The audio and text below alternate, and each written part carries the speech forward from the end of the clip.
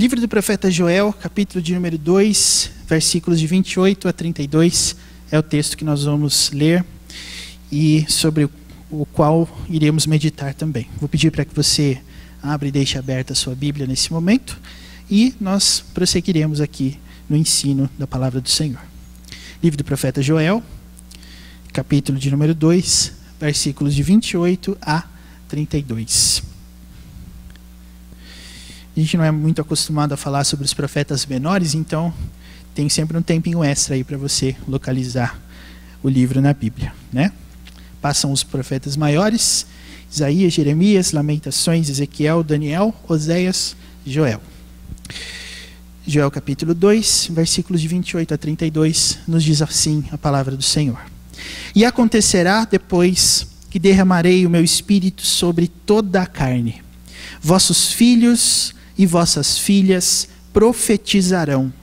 Vossos velhos sonharão e vossos jovens terão visões. Até sobre os servos e sobre as servas derramarei o meu espírito naqueles dias. Mostrarei prodígios no céu e na terra, sangue, fogo e colunas de fumaça. O sol se converterá em trevas e a lua em sangue, antes que venha o grande e terrível dia do Senhor. E acontecerá que todo aquele que invocar o nome do Senhor será salvo, porque no monte Sião e em Jerusalém estarão os que forem salvos, como o Senhor prometeu, e entre os sobreviventes aqueles que o Senhor chamar. Amém. Senhor Deus, nosso Pai, mais uma vez nós nos colocamos diante da Tua presença com o nosso coração sedento pela Tua palavra e pela ministração do Teu Espírito através dela em nossos corações. Eu oro a Ti para que esse momento seja um momento proveitoso para nós, momento de afinar as nossas visões, momento, ó Deus, de confrontar as visões contrárias, momento de arrependimento, de clamor e de santidade ao Senhor. Nós oramos porque somente o Senhor pode nos conceder a oportunidade de participarmos dessa obra grandiosa que o Senhor está fazendo por toda a terra. Assim, ó Deus, nós oramos, agradecidos pelo privilégio de sermos adotados à Tua família, de sermos chamados pela Tua graça para sermos filhos Teus. E pedimos mais uma vez para que Tu fales conosco pela Tua palavra, em nome de Jesus. Amém.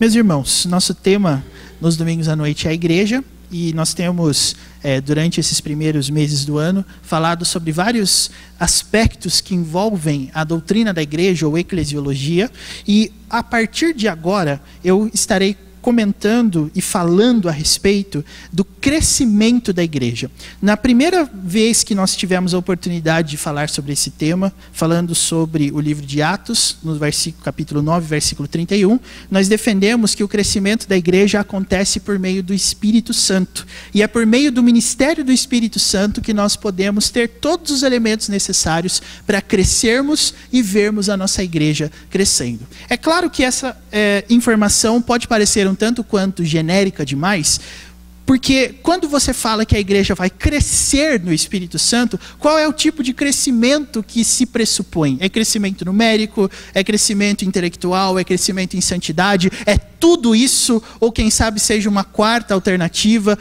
Tudo isso, meus irmãos, será alvo da nossa exposição. E eu quero ir parte por parte, porque eu sei que nós não estamos muito acostumados a falar sobre o Espírito Santo. Então eu quero me esforçar para que esses momentos aqui não sejam momentos densos simplesmente, mas que a nossa pneumatologia, que é a palavra técnica da teologia, para falar a respeito da teologia do Espírito Santo, seja uma aula de pneumatologia aplicada. Ou seja, como nós vamos poder aprender sobre o Espírito Santo de uma forma em que os nossos olhos sejam abertos ao que Ele faz no meio da igreja. Eu quero passar por esses aspectos o mais detalhadamente possível, sem contudo me ater a questões periféricas. E eu gostaria de usar esse texto, porque esse texto aqui é bastante importante, pois foi o texto que o apóstolo Pedro, quando pregou ao fato de receber o Espírito Santo lá no feriado de Pentecostes, disse: O que está acontecendo aqui é a concretização da promessa que Deus fez por meio do profeta Joel, que derramaria o seu espírito sobre toda a carne, e os seus velhos e as vossas filhas, e os vossos filhos e os vossos jovens sonhariam, teriam visões, e é isso que está acontecendo agora. Eu escolhi o profeta Joel, meus irmãos, porque esse aqui é um dos chamados profetas menores. Se você perceber, e nesse ponto a escola dominical é muito interessante, né? A Bíblia tem quantos livros no Antigo Testamento?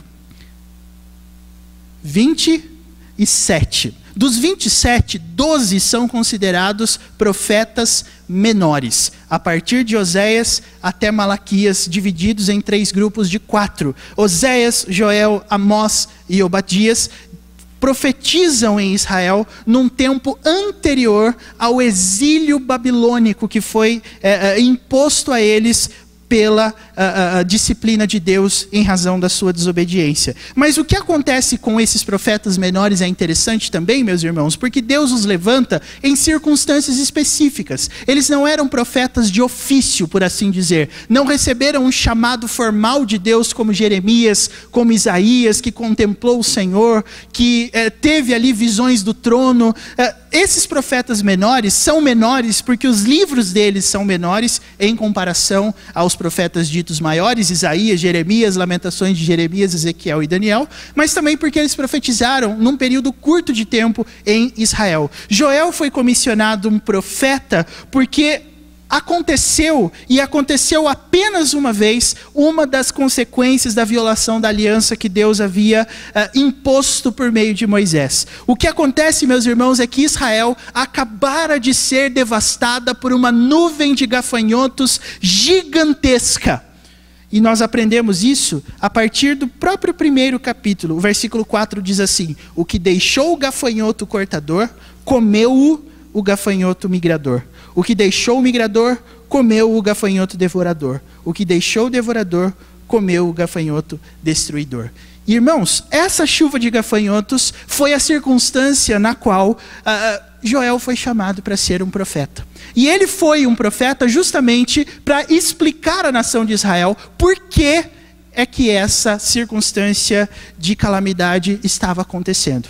E Joel também é uma pessoa que apenas é citada neste livro que ele escreveu e no Evangelho, no livro de Atos, no Novo Testamento, quando Pedro, ao pregar depois do Pentecostes, diz: o que está acontecendo, como eu disse, é o cumprimento das promessas aqui de Joel. Nós aprendemos, meus irmãos, no versículo 1 do capítulo 1, que Joel tinha um pai chamado Petuel. É claro que isso para nós não quer dizer muita coisa, mas para o judeu, o seu nome tinha uma relevância muito importante, porque o nome tinha extremo significado, em especial quando ele terminava com El. Todos os nomes hebraicos terminados com El são uma referência a Deus, que é chamado na palavra de Elohim, ou de El Shaddai, e de tantos outros nomes que dizem Deus é alguma coisa. No caso de Petuel, o significado do nome Petuel é visão de Deus. E foi exatamente isso que aconteceu com Joel. Ele recebeu uma profecia da parte de Deus e ela é passada para o povo. Nós aprendemos, meus irmãos, também que nunca houve na história de Israel uma peste como essa. Os versículos 2 e 3 do capítulo 1, aqui do profeta Joel, nos falam isso. Joel está conclamando o povo a pensar, e a primeira coisa que Joel diz é o seguinte, capítulo 1, versículo 2: ouvi isto, vós velhos, e escutai, todos os habitantes da terra. Aconteceu isto em vossos dias? Ou nos dias de vossos pais? Ou seja, ele está querendo que aqueles que são mais experientes evoquem na memória outro acontecimento como esse. E de fato, se você ler toda a história do Antigo Testamento do povo de Deus, você não vai achar nenhuma circunstância onde uma chuva de gafanhotos foi derramada sobre Israel. No Egito, nós sabemos, foi a 8ª praga. É um dado que está lá no livro de Êxodo, capítulo 10. E existe uma outra coisa muito interessante também, meus irmãos. Gafanhotos foram uma das consequências que Deus colocou para o povo em caso de descumprimento da aliança. E você pode encontrar esse dado em Deuteronômio 28. Eu gostaria que você abrisse lá, rapidamente, só para você ter ideia do que Moisés nos está falando aqui. O capítulo 28 de Deuteronômio começa falando das bênçãos da obediência. Depois, no versículo 15 em diante, e aqui eu quero que você abra a Bíblia justamente para que você mesmo enxergue isso, tá? Em Deuteronômio 28, veja, versículos de 1 a 14, perceba aí o tamanho do texto. São 14 versículos dedicados ao que vai acontecer com o povo em caso de obediência. Os castigos da desobediência começam a ser abordados a partir do versículo 15. E olha até onde eles vão. Até o versículo 68.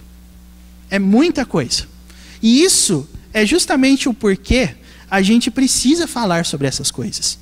Porque a palavra de Deus não é apenas uma proposta apresentada para que você a aceite. Porque vai haver pessoas que não vão aceitar. E às vezes a gente omite essa parte quando nós estamos pregando o evangelho. A gente diz, se você aceitar, Deus vai te abençoar, você vai viver feliz, você vai viver alegre, você vai viver debaixo da bênção de Deus. Mas e se você não aceitar? Tem muita coisa, mas muita coisa. E uma dessas muitas coisas é justamente o que nós vamos ler aqui, versículo 38 e versículo 39. Observe só o que Moisés diz. Lançarás muita semente ao campo, porém colherás pouco, porque o gafanhoto a consumirá. Plantarás e cultivarás muitas vinhas, porém do seu vinho não beberás, nem colherás as uvas, porque o verme as devorará. Meus irmãos, essa era uma das questões relacionadas às maldições que Deus havia colocado em caso de desobediência. Mas agora tente se lembrar. Quando é que Israel recebeu chuva de gafanhotos como consequência da desobediência? Nunca. Então, Deus levantou Joel. Ele foi a única pessoa, o único dos profetas que testemunhou isso acontecendo em Israel. Eu digo isso porque às vezes nós lemos algumas coisas na Bíblia e ficamos perguntando, mas será que isso é confiável? Será que nós podemos de fato acreditar nessas coisas? E eu estou fazendo esse exercício com você para que você creia que tudo que está aqui é divinamente inspirado por Deus e tem harmonia interna. Tudo que está sendo dito aqui é algo que é confirmado por outros textos, porque caso não fosse, nós estaríamos lidando, obviamente, com uma história inventada ou com uma mentira. Então, muito embora a gente não saiba muito a respeito de Joel, muito embora a gente não o conheça além do nome do pai dele, nós sabemos que aquilo que ele viu era factual, porque Deus havia dito que aconteceria em caso de desobediência. E é justamente com Joel que nós aprendemos sobre o Espírito Santo. E eu quero defender essa tese com você, porque eu já disse aqui que é o Espírito Santo que concede o crescimento saudável da igreja. Então eu quero falar com base nesse texto de Joel 2, quais são as ações do Espírito Santo quando o assunto é o crescimento da igreja. Para que a igreja possa crescer e se fortalecer, o que o Espírito Santo faz exatamente no meio da igreja? E talvez essa seja uma pergunta que seja extremamente provocativa e investigativa para você mesmo. Porque a nossa denominação é tida como uma denominação em que o Espírito Santo não está presente. É por isso que algumas pessoas costumam chamar os presbiterianos de sorveterianos ou de geladerianos, porque não tem Espírito Santo na nossa igreja. Nós somos muito calminhos, né? Nós somos mais contidos, e aí as pessoas dizem, eu acho que o Espírito Santo não está lá. Então, eu gostaria que você lembrasse desse tema com bastante carinho, justamente para que você mesmo possa perguntar, você acredita no Espírito Santo? O que o Espírito Santo faz? Você já viu o Espírito Santo se manifestar? E aí eu gostaria que esse texto nos ajudasse a descobrir o que é que o Espírito Santo faz na igreja, principalmente em relação ao seu crescimento, ok? Então vamos dividir, meus irmãos, esse texto em duas partes. Primeira parte, versículo 28 e versículo 29. Segunda parte, versículos de 30 a 32. São duas as ações do Espírito no meio da igreja que promovem o seu crescimento, ok? Falando então da primeira, perceba o que Joel está contando para nós. O texto vai nos apresentar uma profecia em que Deus derramaria do seu Espírito sobre toda a carne. E isso, meus irmãos, precisa ser bem entendido. Por quê? Porque você pode perceber que às vezes nós somos tendentes a interpretar os textos da Bíblia, chegando a conclusões que não se justificam textualmente e nem contextualmente. Existem pessoas que vão olhar para esse texto e vão dizer: então se o Espírito vai ser derramado sobre toda a carne, então todo ser humano pode ser um receptáculo do Espírito Santo. O Espírito Santo pode habitar em todos e está em todos, porque o texto está dizendo que ele vai ser derramado sobre toda a carne. Perceba que depois que Joel afirma que o Espírito Santo será derramado sobre toda a carne, ele começa a descrever quais são as pessoas que vão recebê-lo. E aqui, perceba que ele não faz nenhuma referência a todos os povos da terra, mas ele divide a sua abordagem em faixas etárias. E observe como ele fala isso: toda a carne, vossos filhos, vossas filhas, vossos velhos, vossos jovens, sobre os servos e sobre as servas. Esse texto não permite, assim como toda a Bíblia, foge e nega essa tese veementemente. Esse texto não está afirmando que o Espírito Santo vai ser derramado sobre todos. E esse texto nos ensina de maneira clara e evidente que nem todas as pessoas o possuem. Mas o que o texto está nos falando, meus irmãos, é que o Espírito Santo será derramado sobre todas as faixas etárias que compõem o povo de Deus. E isso para mim é maravilhoso, sabe por quê? Porque todas as vezes que nós pensamos, por exemplo, em jovens, nós percebemos que a Bíblia os aborda de maneira totalmente diferente ao que nós percebemos neles hoje em dia.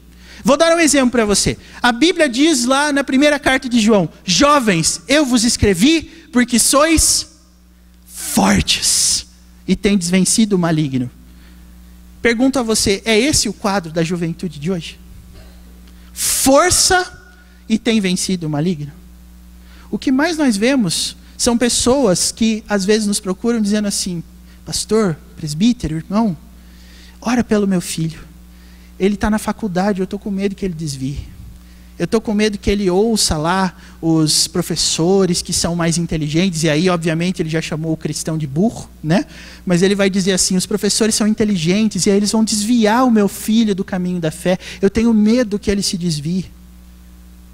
Gente, uma das coisas mais legais sobre jovem é que o jovem hoje é a grande massa de manobra. Tanto é que existe um livro lançado pela editora Monergismo, cujo título é o seguinte: Quem governa a escola controla o mundo. Livro maravilhoso. Por quê? Ensine a base. Olha só como as pessoas compreendem as coisas. A Bíblia não diz assim, ensina a criança no caminho em que deve andar, e ainda quando envelhecer não se desviará dele? Pois é.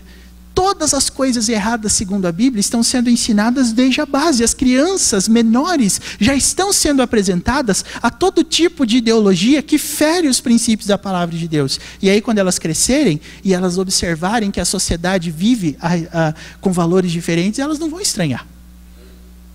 Há 10 anos atrás, ninguém falava sobre homossexualismo do jeito que é falado hoje. Inclusive, eu não sei se você sabe, mas o Ministério da Educação já há alguns anos atrás, aprovou modelos que teriam ido para as escolas do governo se não fossem alguns deputados lá do nosso Congresso Nacional que barraram isso. E são materiais, meus irmãos, eu os tenho, inclusive, eu estou falando de uma coisa que eu posso provar. Se um dia você falar assim, pastor, quero ver, eu mostro para você. São materiais que apresentam, por exemplo, a criança de 5, 6 anos, a genitália dela e a genitália dos outros. E são materiais que fazem o seguinte: vamos colocar as crianças lá na educação física para tomar banho juntos.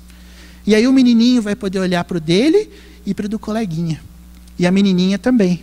E eles vão poder aprender a, abre aspas, descobrir a sua sexualidade. Se você quer um motivo para você se engajar e votar consciente nessas eleições, eu te digo, este é um bom motivo. É isso que tem sido discutido no Congresso Nacional enquanto nós estamos aqui. Os deputados estão falando sobre isso. Sério? Sério. Vai pesquisar as propostas que estão lá, esperando pela aprovação do Senado ou da Câmara dos Deputados, e você vai tomar um choque. Em breve, se não fosse a intervenção desses deputados aqui, eu não sei o nome de todos, por isso eu não vou falar todos, mas isso seria a prática de todas as escolas do Brasil. Ensina a criança no caminho que deve andar. Agora, quando nós observamos para os nossos jovens, uma das coisas que eu acho mais interessantes é que nós percebemos que eles têm perdido essa força que a palavra de Deus fala. A gente às vezes se pergunta como é que nós vamos manter os jovens na igreja, como que nós vamos atrair os jovens para a igreja, como é que o jovem vem para a igreja sem ficar com sono, como é que o jovem vem para a igreja sem ficar com cara de saco cheio. E aqui o que o texto está falando, meus irmãos, é algo maravilhoso. Vai chegar um tempo em que todo mundo vai enxergar as razões da devastação. E é isso que o Espírito Santo faz em primeiro lugar.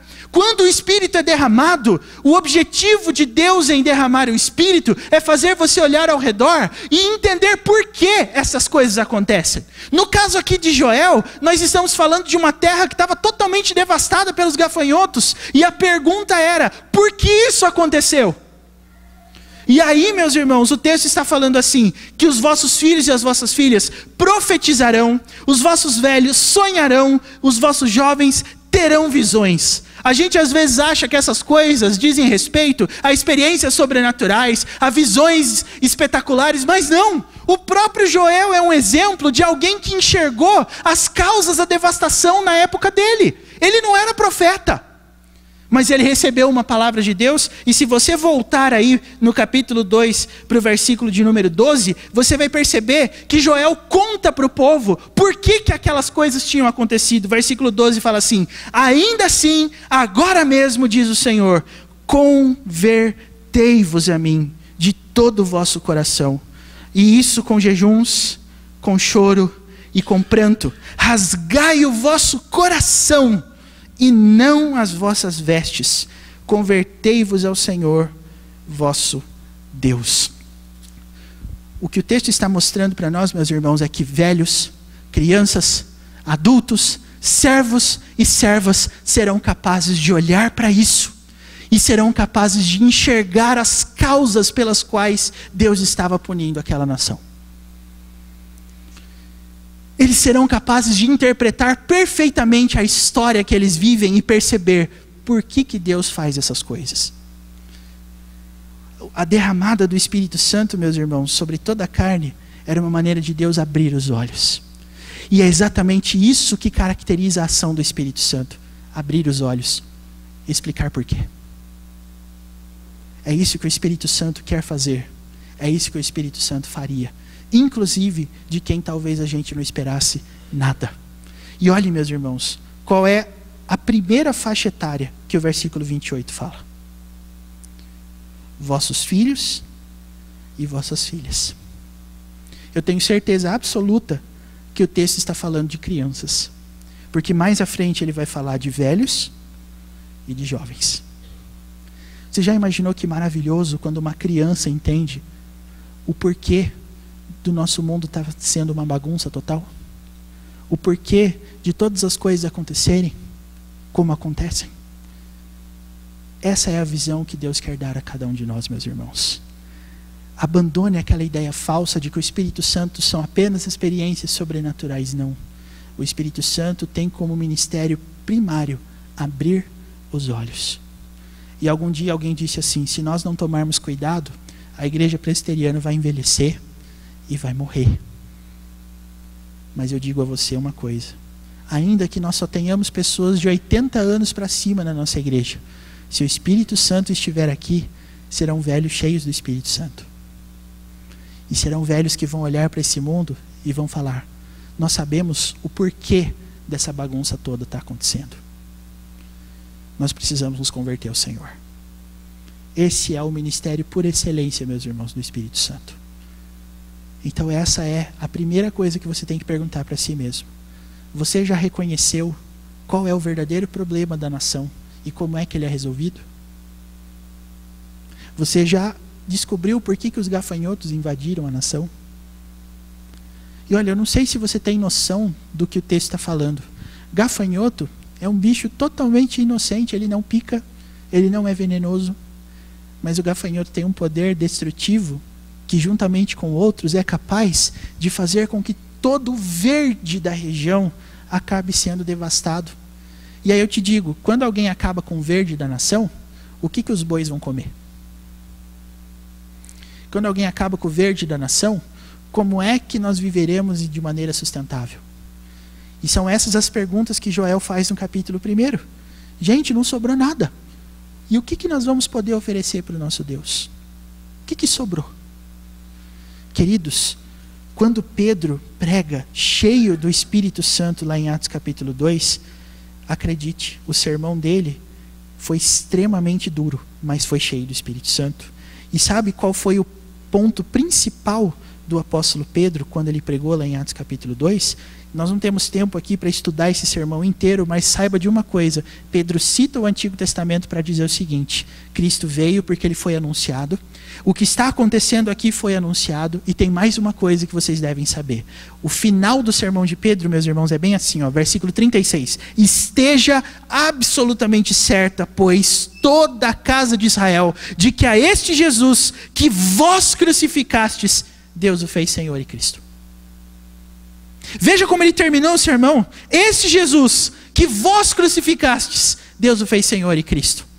O que ele está dizendo aqui é que o Espírito Santo o capacitou para que ele pudesse entender o que é que levou Jesus Cristo à cruz. Nós crucificamos a Cristo, nós colocamos os pregos na mão de Cristo, porque não foram as lanças dos soldados que os traspassaram, mas o que foi? Foram as nossas iniquidades.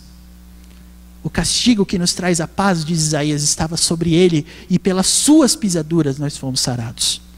É isso que o Espírito Santo deixa como legado para a igreja, meus irmãos. E é exatamente isso que o Espírito Santo faz.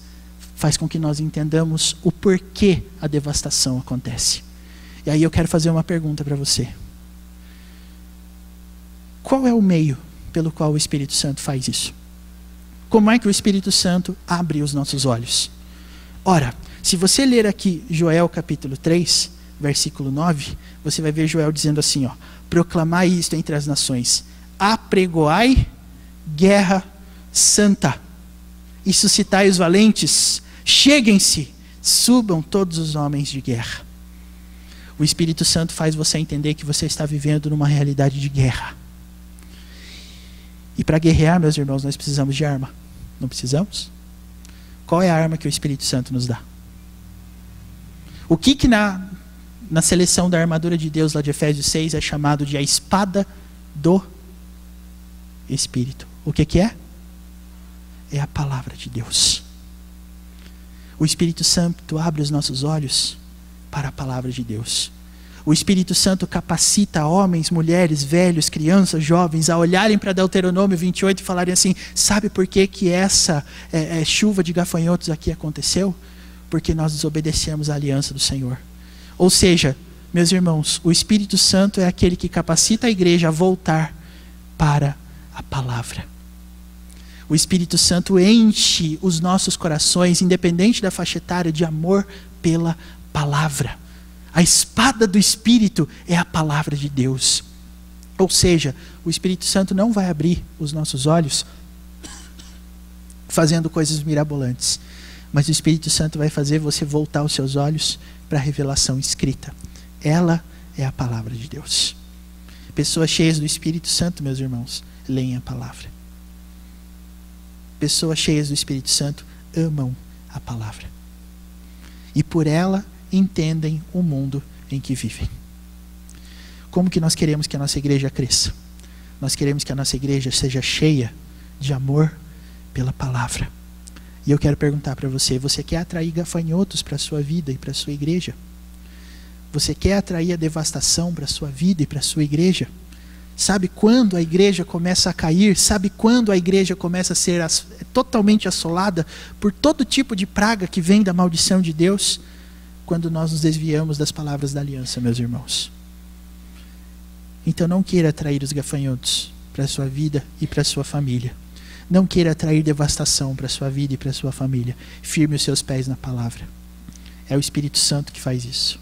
Toda profecia, todo abrir de olhos, todo sonho, toda visão tem a ver com essa interpretação da realidade, onde a gente lê a palavra e diz: é por isso que aconteceu. É por isso que aconteceu. É essa a minha solução. A nossa solução mirabolante para a igreja, meus irmãos, é o Espírito Santo. Quem nos dá amor pela palavra de Deus é o Espírito Santo. É por isso que nós devemos nos perguntar: o que o Espírito Santo faz na igreja? Ora, o que capacita você a ler a Bíblia? É só você pensar, na sua semana você tem ali as suas 24 horas diárias, e você tem ali um momento onde você faz alguma coisa, e depois outra coisa, e depois outra coisa. Qual é o tempo da palavra de Deus? É uma correria de fato. Como é que o Espírito Santo vai falar com você, se não por meio da palavra? Como é que o Espírito Santo vai nos guiar, se não por meio da palavra? Espírito Santo, meus irmãos, é a palavra. Volta os nossos olhos para a palavra. Joel entendeu isso. E ele está dizendo: vai chegar o dia em que todo mundo vai entender a mesma coisa. Nós não precisamos de nada mirabolante para a igreja crescer. Tudo o que nós precisamos é da espada do Espírito. E é esse o primeiro ponto da nossa pregação. Como é que o Espírito age para a igreja crescer? Primeira coisa, ele abre os olhos para os motivos, para as causas da devastação. Nós violamos a aliança com Deus. O segundo ponto, meus irmãos, está aí a partir dos versículos de 30 a 32. Imagine, e eu gosto muito de pensar nessa ordem lógica das coisas para mostrar o quanto Deus é sábio. Porque Deus só fala que ele vai mostrar prodígios no céu quando ele terminou de mudar as visões das pessoas. E é exatamente isso que eu acho interessante. O texto nos fala que Deus vai mostrar prodígios no céu e na terra, ou seja, Deus está sempre falando, Deus está sempre se revelando, Deus está sempre mostrando a sua vontade por meio de tudo que ele fez e tudo que ele criou. Mas por que às vezes nós não temos capacidade de decodificar essa revelação? Isaías 59, 1 e 2 dizem assim: a mão do Senhor não está encolhida para que não possa salvar, e nem surdos os seus ouvidos para que não possam ouvir, mas os vossos pecados ou as nossas iniquidades fazem separação entre vós e o vosso Deus. Irmãos, é isso que Deus faz.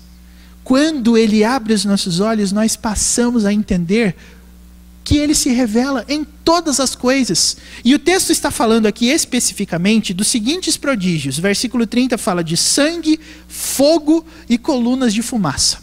Parece ser uma coisa um tanto quanto assustadora e obscura, né? Tanto em termos de falta de claridade, quanto em termos de falta, às vezes, de clareza para nós entendermos o que isso quer dizer. Mas são coisas que se explicam a partir do que o próprio profeta Joel vai nos mostrar.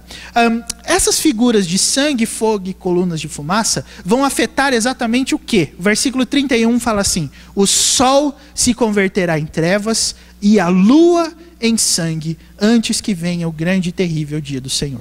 E sabe uma coisa interessante sobre esse grande e terrível dia do Senhor? Joel o descreve como uma grande batalha. O texto fala aqui, no capítulo 3, agora versículo 14, assim: multidões no vale da decisão, porque o dia do Senhor está perto no vale da decisão. E aí o que vem em sequência no versículo 15? O sol e a lua fazem o quê?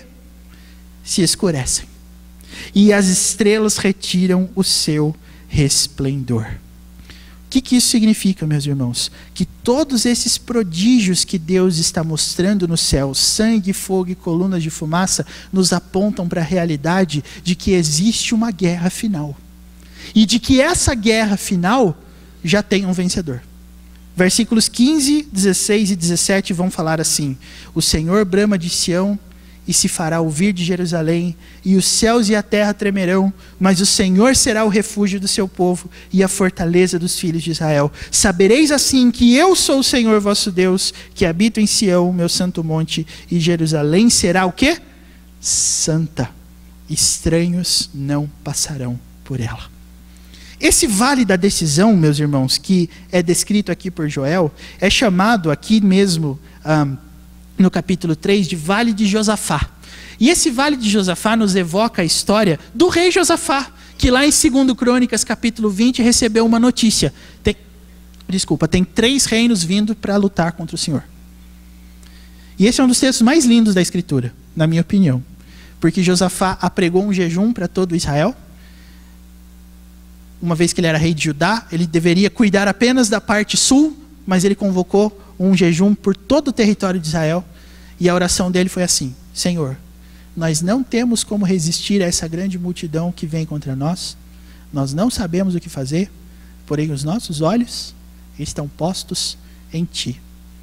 E aí Josafá recebeu da parte de Deus a seguinte orientação: essa batalha não é sua, essa batalha é do Senhor. E todos aqueles exércitos, meus irmãos, no cair da outra manhã, tinham corrido embora, porque Deus fez alguma coisa espetacular que fez com que eles abandonassem o campo de batalha. É exatamente naquele campo de batalha que o texto diz: vai ter multidões ali. E ele chama esse momento aqui de vale da decisão, justamente porque ali toda a terra vai entender quem é que venceu essa batalha. Portanto, o momento em que o sol se converte em trevas e a lua em sangue é o sinal de que acabou o tempo da escolha. E o Espírito Santo faz você entender a realidade da urgência de você tomar o lado certo nessa batalha. Você está inserido numa batalha a partir do momento em que o Espírito Santo abre os seus olhos. Mas o que falta às vezes para nós, meus irmãos, é que nós reagimos como se nós tivéssemos todo o tempo do mundo para decidir. E todas as vezes que nós entendemos que a nossa vida reserva tempo suficiente para nós tomarmos decisões, nós adiamos e nós mergulhamos a nossa vida no pecado, em todas as coisas que Deus reprova. Nós deixamos para depois a decisão, porque no momento nós estamos comprometidos com tudo aquilo que causa a devastação. Nós estamos muito ocupados sendo felizes agora, e nós não percebemos que é isso que tem atraído os gafanhotos para dentro da nossa casa, para dentro da nossa igreja. O Espírito Santo faz com que nós enxerguemos nesses prodígios um sinal de urgência. Nós temos que escolher o lado certo dessa batalha. Nós temos que escolher quem vai ganhar. Nós temos que escolher o lado que vai vencer a batalha do vale da decisão. Mas a partir do momento em que o sol e a lua se escurecerem, aí acabou o tempo. E irmãos, eu acho muito interessante o texto falar de sol se converterá em trevas e a lua em sangue. Sabe por quê? Porque primeiro, sol e lua aparecem aonde? No céu. E sol e a lua são, na verdade, a grande esperança de todos os ímpios. Nós sempre falamos, por exemplo, sempre vai ter amanhã. Eu me lembro quando eu estava no ensino médio, quando eu estava no primeiro colegial, o terceiro colegial daquele ano, que todo colegial de escola assim faz uma camisa, né, que tematiza a turma e tal. Aí aquele colegial falou assim: olha, naquela época era comum aquelas camisas no stress, sabe? E aí eles escreveram lá na camisa deles assim, ó, no stress. Por quê? Porque vestibular tem todo ano. Não passou agora? Ano que vem tem, ano que vem tem, ano que vem tem, e assim por diante. Quando o assunto são as coisas de Deus, nós agimos exatamente da mesma forma. Gente, amanhã está aí, ó. O sol vai nascer amanhã. Inclusive tem um grande compositor da música brasileira que nos anos 60 ou 70, se não me engano, compôs a seguinte letra: mas é claro que o sol vai voltar amanhã. E sabe o que Jesus vai fazer? Lá em Mateus 24, ele apresenta o dia da sua volta como um dia em que o sol e a lua vão escurecer. Você já imaginou se você levanta no dia seguinte e aí no horário do sol nascer não tem sol? E aí passa o tempo e não fica claro? Quando a Bíblia fala sobre o sol e a lua serem transformados em sangue e em escuridão, meus irmãos, o que o texto está dizendo é isso. Um dia Deus vai acabar com as nossas esperanças de que não vai acontecer. E você vai ser tomado de surpresa, porque o sol, que é a sua grande esperança, não nasceu. E acabou o tempo. E sabe qual que é o grande negócio? A Bíblia apresenta a volta de Cristo como um momento em que todo olho verá. Sabe o que isso quer dizer? Quando Jesus voltar, eu sei que eu já disse isso, mas apenas para lembrar. Quando Jesus voltar, ninguém vai olhar e vai falar assim: nossa, quem que é aquele ser divino, brilhante, glorioso? Será que ele é Alá? Será que é Buda? Será que é algum deus indiano, alguma coisa assim? Será que é Nossa Senhora? Não, gente. Todo mundo vai saber que é o Filho de Deus. Todo mundo, a Bíblia fala assim: toda língua confessará que Jesus Cristo é o Senhor. Isso só é uma referência ao fato de que todos nós sabemos o que nós devemos fazer. Não fazemos por quê? Porque nós sempre achamos que vai dar tempo. E a igreja é a comunidade que reconheceu a urgência das coisas pelo Espírito Santo. O Espírito Santo faz você escolher o lado certo antes que seja tarde demais. Antes que a lua se torne em sangue, antes que o sol fique escuro, antes que essas coisas todas que o Espírito Santo nos revela que vai acontecer, aconteça. E é assim que o texto termina, meus irmãos. Versículo 32 fala assim: e acontecerá que todo aquele que invocar o nome do Senhor será salvo. E aí eu pergunto para você, onde estão as pessoas que invocam o Senhor? O texto vai continuar nos dizendo assim, porque no Monte Sião e em Jerusalém, o que diz aí?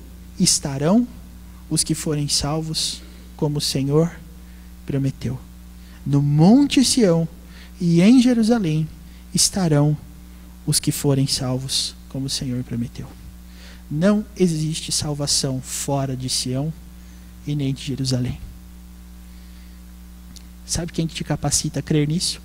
O Espírito Santo. Sabe quem derruba todas as suas barreiras para que você deixe de perder tempo? É o Espírito Santo.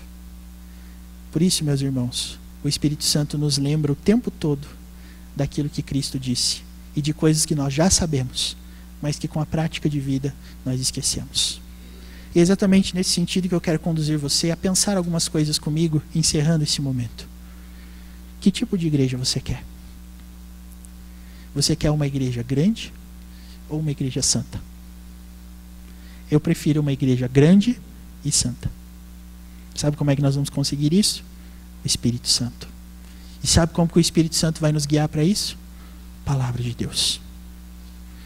Tudo que nós aprendemos, meus irmãos, é pela palavra de Deus. Nós não falamos sobre novidades aqui na igreja.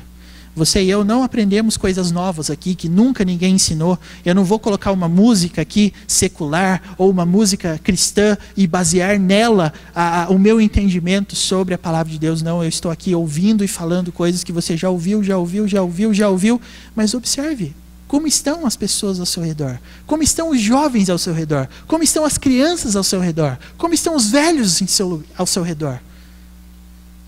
Quando o Espírito Santo for derramado, todos eles vão se interessar pela palavra de Deus. Por isso que nós não podemos abrir mão dela, meus irmãos. Eu ainda sonho com o dia em que todos os jovens que entrarem aqui na igreja vão deixar a cara de sono para a escola. E vão vir aqui na igreja felizes da vida, porque eles vão ouvir da palavra de Deus. Vai chegar o tempo em que todos os velhos que entrarem aqui, e aqui não é uma ofensa pessoal a ninguém, a gente repete isso sempre, né? Todos os velhos que entrarem aqui na igreja vão se deleitar com a pregação da palavra de Deus. Todos os velhos, todas as crianças, todos os filhos, todas as filhas, porque é isso que o Espírito Santo faz na igreja, meus irmãos.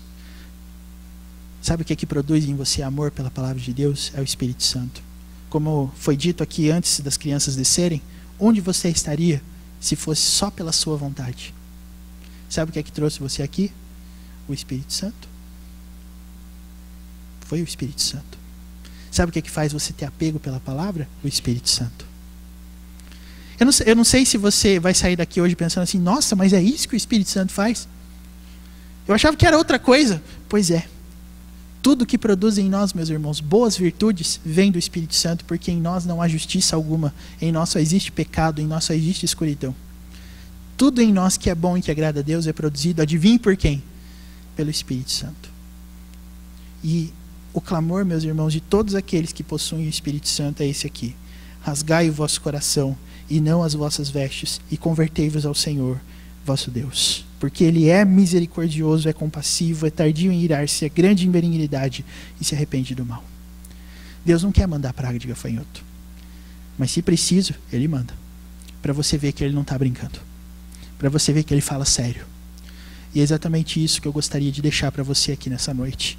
Você quer ver a praga de gafanhotos dominando a sua casa, a sua igreja de novo?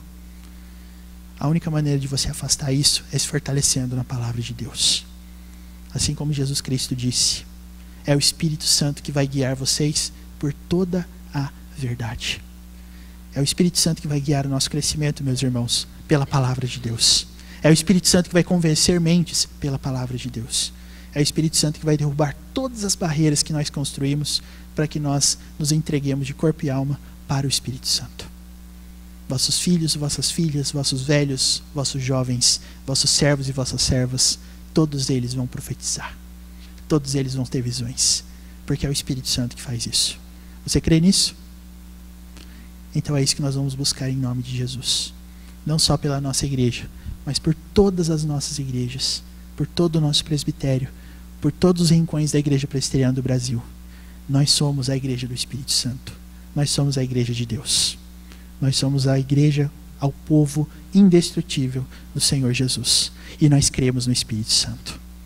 Que o Senhor, pelo seu Espírito, abra os nossos olhos e faça com que nós enxerguemos todas essas coisas. As causas da devastação e o fato de que hoje nós estamos vivendo numa guerra, vencida apenas com a espada do Espírito, que é a palavra de Deus. Que Ele nos abençoe, meus irmãos. Em nome de Jesus. Amém.